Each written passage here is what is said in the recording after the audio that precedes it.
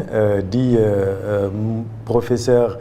Moussa Diaw moom mi ngi nekk en visio fële au niveau de Saint-Louis du Sénégal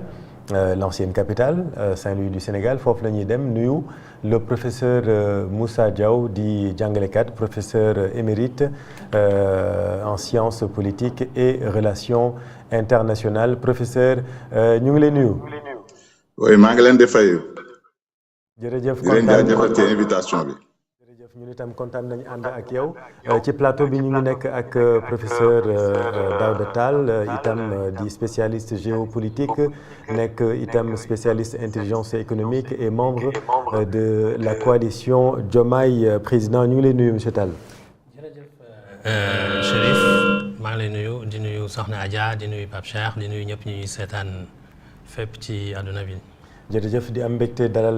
la dañuy ñëw donc ci waxtaan bi damay commencer ak yow professeur Moussa Diaw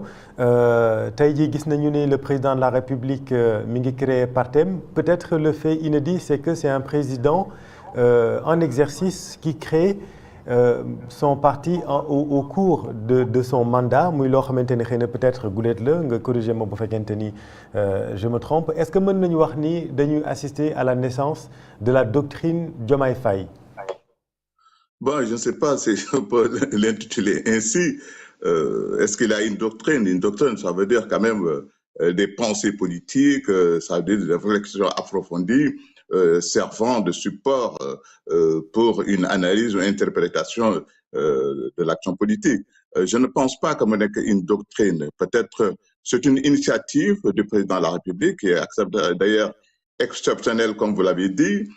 Mais tout cela dépend de la manière dont il est arrivé au pouvoir et la configuration politique et puis aussi les rapports de force et le comportement et les postures des uns et des autres en fonction des ambitions personnelles et en fonction aussi de la configuration du système politique sénégalais. man maa la yóbbaale mais waxtaan bi ci wolof la dina am solo est-ce que mën nga ñu wax sa jàngat ci création bi nga xamante ni gis nañ ko muy parti bu bees bu njiitu réew mi bëgg a teg lan nga ciy jàngat lan lañ ci mën a xeltu. waaw liñ ci mën a xeltu mooy président comme na nga ko waxee ma ngi ci pouvoir bi président bu nekk ci pouvoir bi daal di jël initiative ne day créer partem ci situation bu nga xam ni situation bu particulière la parce que bu ñu fàtte ni nu mu ñëwee ci pouvoir bi dafa am du ñu présenté woon benn duo ni Sonko mooy Diomaye Diomaye mooy Sonko mooy woon seen slogan jël ay engagement ci kanamu Sénégalais yi ne suñu ñëwee daañu def rupture changer nu ñu doxalee politique changer comportement yi daal di leeral lu ñuy utiliser xaalisu réew mi saytu ko leeral ko lépp lu ñuy def mu ñu jaarale ko ci jubanti loolu ñu waxoon donc philosophie boobu principe yooyu lu ñu waxoon moom la ñuy doxal léegi nag dem nañu ba ci kanam moom ay coppite mu am ay coppite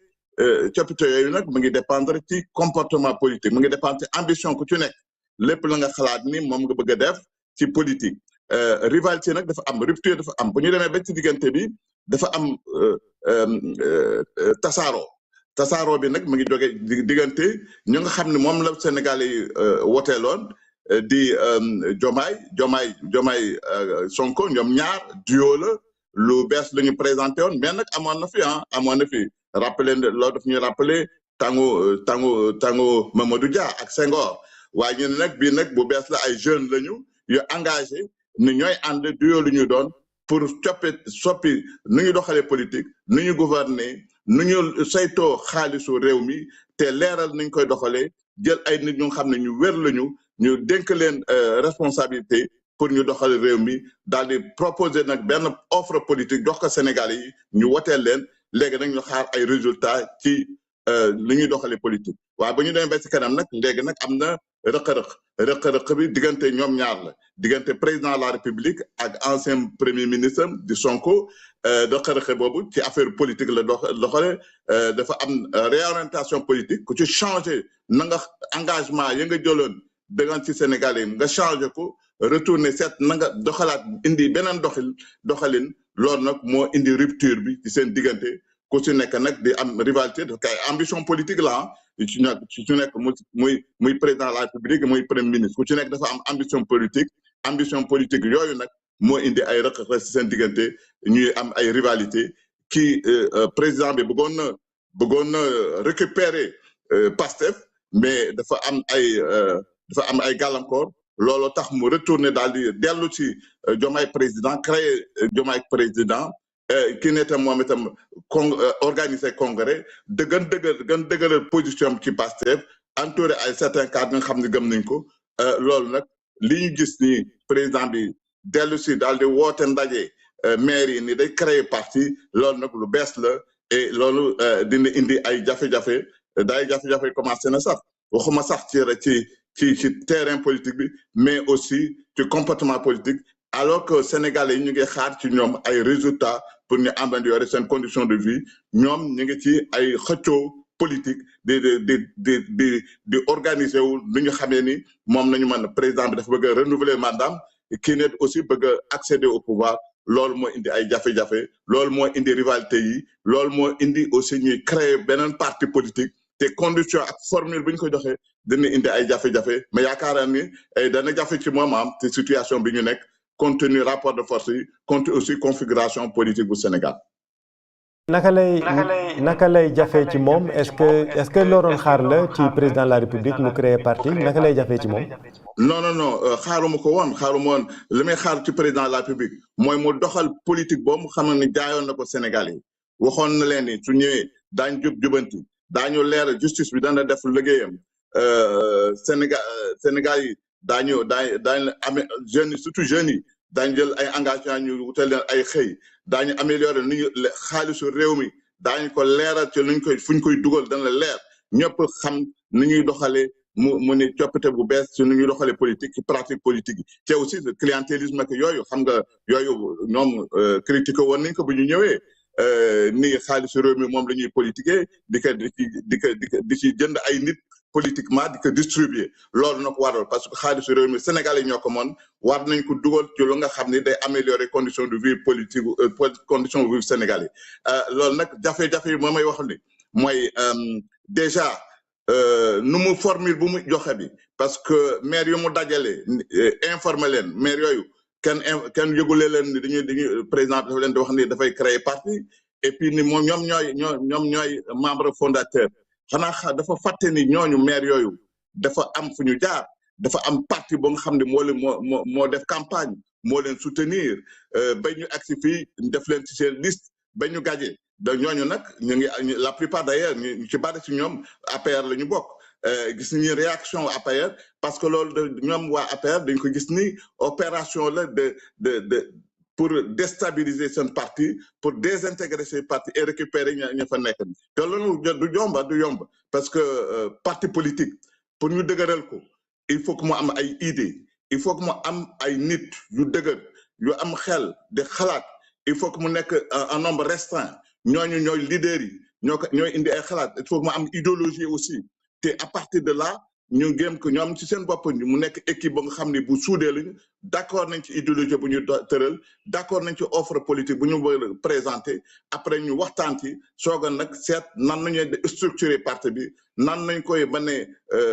joxe ay moyens pour mu dem ci biir réew mi convaincre ay citoyens yi ni leen kat bii façon lay politique bii alternative politique lay proposé est-ce que d'accord ngeen daal di def ay campagne sensibilisation mën a recruter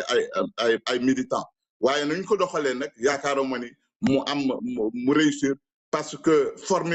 formulation bi baaxul parce que aussi contexte bi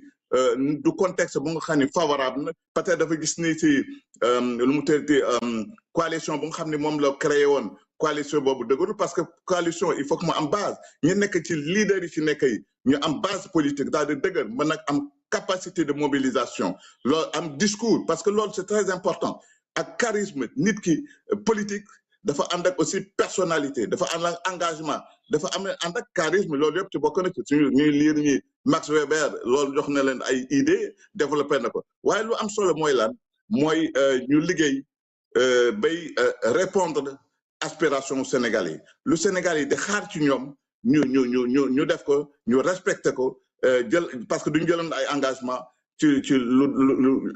domaine yu bari te loolu nag moom ñoom la ñuy xaar plutôt que ñuy dem ci création parti nga xam ni kooku liggéey bu rëy lay doon liggéey bu demander de temps parce que le président amatul temps parce que 2 ans et demi moo ci des amatul temps di créer parti di ko sensibiliser di ko organiser et cetera et puis il faut mu am ay ressources yooyu fu mu koy jëlee ba ressources yooyu il faut que ñu wax ñu fan lay jëlee ressources yooyu parce que ressources état bi rek moo fi nekk gis ngeen ni parti politique en Afrique nu ñuy fonctionner clientélisme la ressources publiques la ñuy utiliser te loolu warul lu am solo mooy démocratie pour ñu tëral ko il faut que ñu jaarale ci ay yoon il faut que aussi suñu priorité mooy du nekk fii di ay combat politique priorité mooy Sénégal yi soxla nañu ñu améliorer seen condition de vie dans lu dem ci santé ci ay industrie ci création d'emploi ci amélioration aussi wàññi produits de première nécessité loolu moo am solo plutôt que ñu nekk ci ay débat politique nga xam ne dafay tarder réew mi. Professeur, vous restez avec nous. M'a interpellé le professeur Daouda Tall, membre de la coalition Diomaye Président et peut-être membre du futur parti. Le parti présidentiel sera le 387e parti buy am ci Sénégal parce que les derniers chiffres dañu wax que ni 386 partis politiques moo fi amoon. Pourquoi un parti de plus? jërëjëf Chérif nga may ma comme jotuma nuyu professeur Moussa Diaw ma nuyu waale ko